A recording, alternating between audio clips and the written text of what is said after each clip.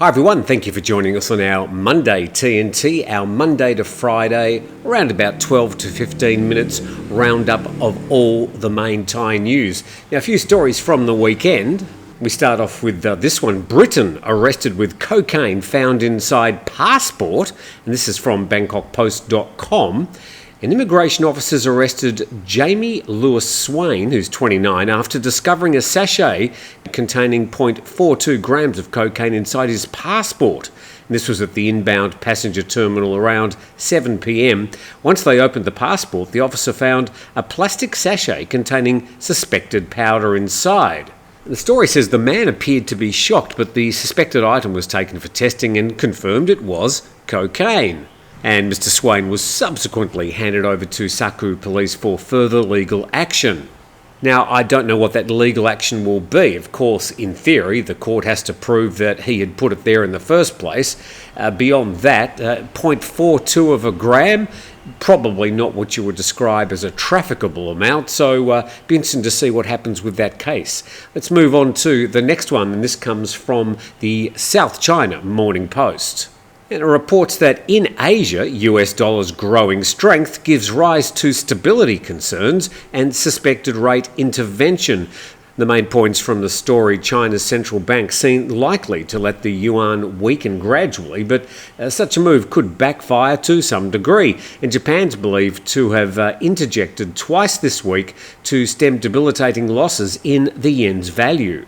And the story says that with the US Federal Reserve poised to keep borrowing rates higher for longer, a move that would maintain pressure on Asian currencies, analysts expect that China's central bank is likely to let the yuan weaken while also being mindful of capital outflows and trade conflicts. The US dollar has been rallying against other currencies amid diminishing hopes that the US central bank will aggressively cut interest rates this year, and the US dollar index has risen by more than 4% since the start of this year, triggering alarm bells among central banks in Asia that are running significant trade deficits with the US. Which I suppose takes us very quickly to xe.com. Let's see what the US dollar is doing against the Thai baht. Interesting that if we check this, let's go to the full chart, and we check the last week, well, the US dollar has indeed weakened against the Thai baht, down from around about 37 Thai baht to the US dollar, down to 36.7 Thai baht.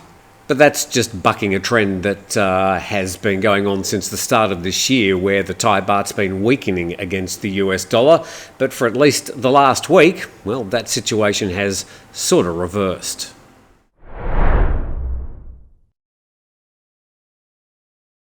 Well, a brand new week, and a big thank you to our main sponsor, 5 Star Marine at 5starmarinephuket.com. There's both a link in the description below for a special deal for TNT viewers. If you go to their website, there's all sorts of photos and pictures of destinations and some great ideas if you do want to take the opportunity to head out onto Phang Bay. Now let's check a bit of immigration news. This popped up over the weekend from BAL.com. And the headline says, Thailand, new immigration initiatives announced to boost tourism. Well, it did sort of spark my interest. Let's see what the story says. And the Thai cabinet's recently approved the extension of a policy that allows Russian tourists to enter Thailand for 60 days until July the 31st. Well, we sort of knew that one. They had most of last year a 90-day visa exemption. It's now been reduced to 60 days, and it's only scheduled to go until July the 31st, although you sort of get the idea they will probably extend it beyond there. Now, some other things. And the Sports Authority and the Office of the Boxing Board are talking about a Thai boxing visa program that would allow a non-immigrant education visa to enter for 90 days, and then they'd be able to renew their visa for a period not exceeding 1 year if the visa is from a school registered with the Sports Authority, and the visa will be non-renewable and continued study will require a new application. But, and the devil's always in the detail, the program is still in development. And finally, down the bottom there, Thai officials are leading a push for a joint visa program similar to the Schengen visa that would include Cambodia, Laos, Malaysia, Myanmar, Thailand and Vietnam. So they've been talking about this for a while and we don't seem to have had any positive progress, and I'm not really sure what the advantages for, well, most of you would be, but we'll keep an eye on that and see if we hear any more about this Schengen-style visa.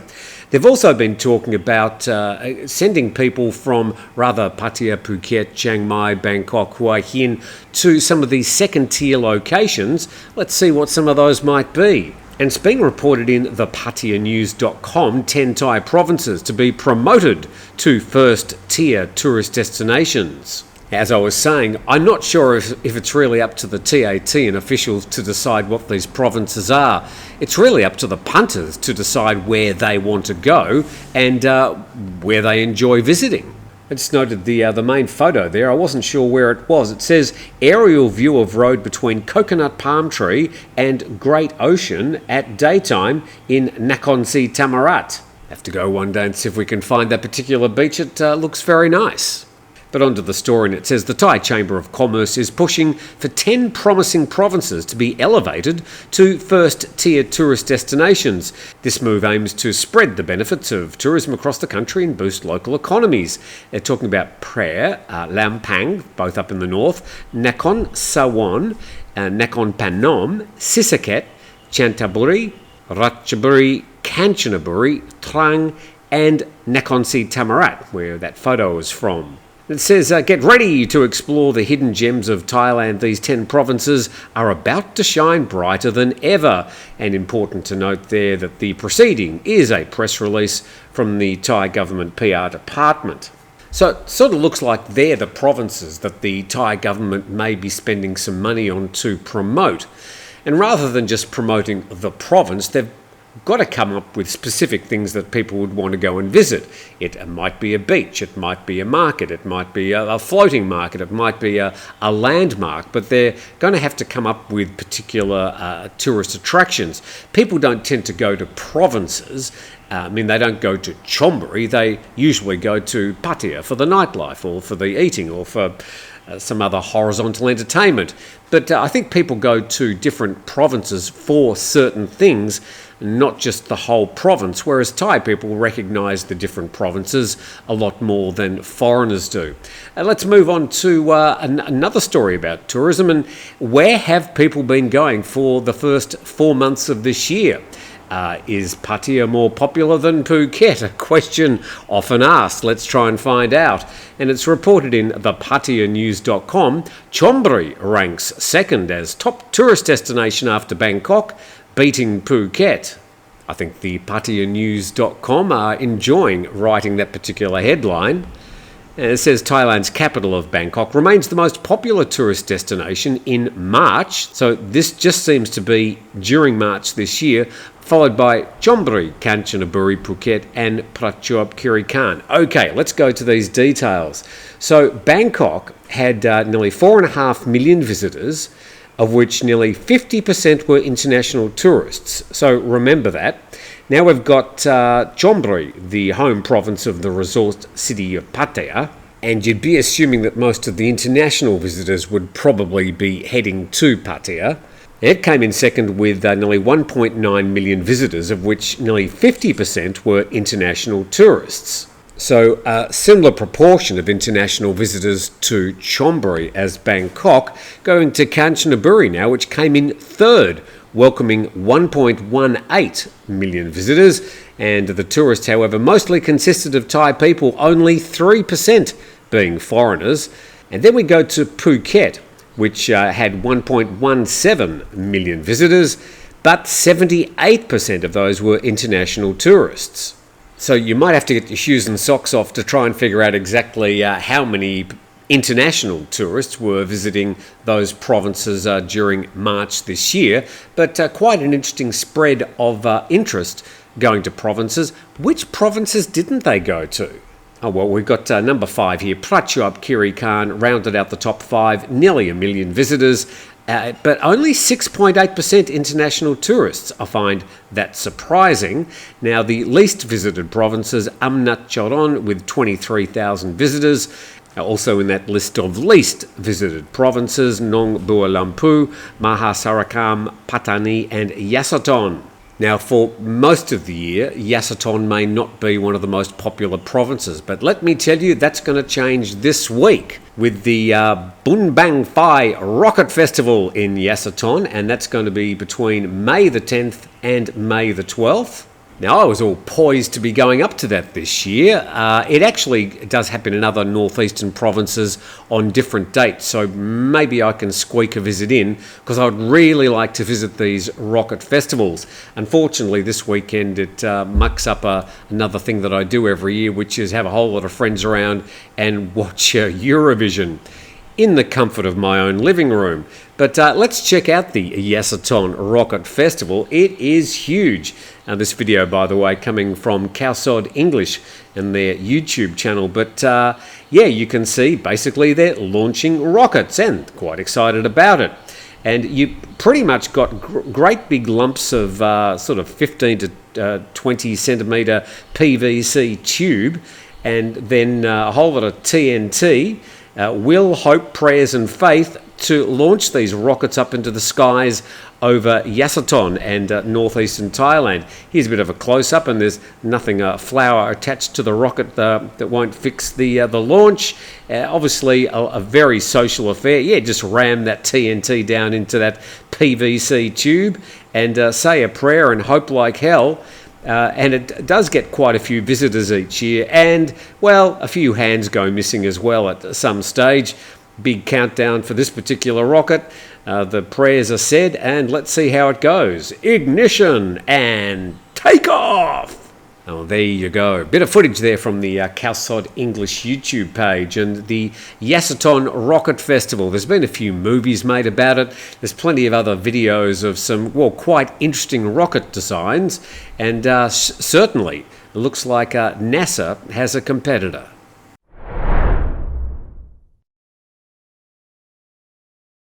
These graphs get published all the time, and they're sometimes quite interesting, although I don't think we should take much stock in them. But let's check out this latest one, and it's describing the world's best countries to visit in your lifetime. So let's check out this list of the places you just have to go. Number 1 is Thailand, checking this top 5. Number 2, Greece. Number 3, Indonesia. Number 4, Portugal. Number 5, Sri Lanka. Then we've got the UAE at number 10, and another 4 Southeast Asian countries, Philippines, Vietnam, Cambodia and Laos, coming in at 26 down to 53. This list was compiled by CEO World magazine, and it notes that other Southeast Asian countries are not on the list in the top 67. So there you go, another list, another graph. You can have a bit of a giggle, but interested to know what you think about that particular list. And now going to BangkokPost.com, and, well, looks like some more problems getting hold of e-cigarettes, as e-cigarette fines rise to discourage sales. The Customs Department will fine e-cigarette importers double an item's value plus tax to discourage further sales among the public, especially teenagers. And importers of e-cigarettes, barakus or shisha, and e-barakus are now required to pay a fine equivalent to double the value of the price tag, customs tax and VAT. All seized items would be considered in the same way as other goods with import limitations, such as liquor, cigarettes, garlic, onions, shallots, good heavens why, and goods which breach copyright. So although there's still a lot of people using e-cigarettes, including a lot of my friends, it looks like they're trying to crack down on the import of these items, although I figure a lot of them are probably made locally these days. So if you are an e-cigarette smoker, you enjoy it, you might just have to be careful where you're getting those particular supplies in the future. Now, another story from the Bangkok Post, and it says freak storm ravages the northeast, noting that up in the north and the northeast they did have quite a few storms, including these freak storms over the weekend. And freak storms ravaged health facilities in Uttarakhand and neighbouring Praia on Friday, confirming the rainy season is fast approaching.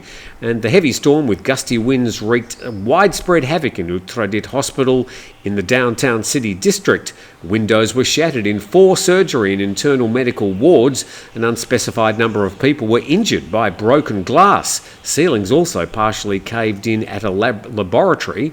And in Praia, the roof of a provincial public health office was leaking rainwater as the storm damaged the control and dentistry rooms. These freak storms targeting health facilities for some reason, and as a result of the storms which swept through the northeastern provinces on Friday, 3 workers were killed in Bangkok and 1 person died in Konkan. So some of these freak tropical storms up north, we did have a few minor tropical storms down here in the south last week, and I think we've got a few more on the way, but they sort of develop out of nowhere and they seem to precede the annual wet season, which is what Songkran's all about. That's all about welcoming in the wet season for the year.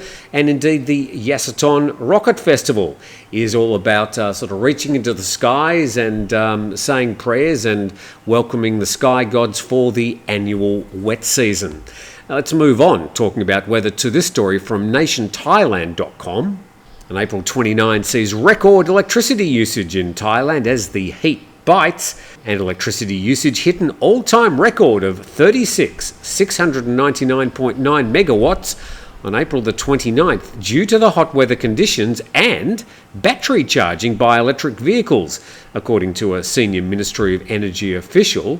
And apparently on April the 29th at 9 p.m. it was the highest in the history of electricity consumption in Thailand. And electricity usage statistics from January to April show a continuous upward trend in consumption, with record usage occurring 5 times within the first 4 months of this year. Well, will this last 4 months, particularly the last 2 months, end up being the hottest hot season on record here in Thailand? A lot of us think it does feel like the hottest, but we'll have to wait for the statistics to come out probably at the end of this month until they can work all that out. Now, a bit of advice here, and it comes from pattayamail.com, and it talks about 10 reasons why your online 90-day reporting fails, and it's been written by Ken Thomas. Now, this is giving suggestions about the online 90-day reporting, not when you actually go to the immigration office in person. So these are 10 reasons why your online reporting may have failed. And Ken says you've been abroad since your last report. Number 2, you haven't completed a TM30 form for 2 years or so, even if you haven't left Thailand. So that TM30 form is the form where you state where you're actually staying. So that's the TM30. Number 3, you've recently changed or even renewed your visa or permission. Number 4, it's your first time reporting 90 days. I do hear of a lot of people, the first time they do their 90-day reporting online, are having trouble. I've actually had trouble every time I've tried to do it. I haven't bothered for the past 2 or 3 years. Number 5, you haven't put your room or apartment number on the form. Number 6, you were 1 day early or 1 day late. So a suggestion there that it has to be done on that actual 90 days. Whereas if you're going in person, you can go in like a week early or a few days late and it doesn't usually matter. You've changed your passport. Your browser is not Google Chrome or Mozilla Firefox. Well, I've been using Apple Safari, so that might be my problem. And you haven't updated your permission to stay date, and you give up after your 4th attempt. Now, that sounds the most likely. So that was put together by Ken Thomas and published in pattayamail.com. So just some little ideas to put aside there if you are doing 90-day online reporting. So with that, I thank you very much for watching today. Hopefully you're a bit more up to date with what's happening around Thailand. Would really appreciate it if you take a moment to subscribe to the channel. Have a fantastic Monday, and we'll see you tomorrow.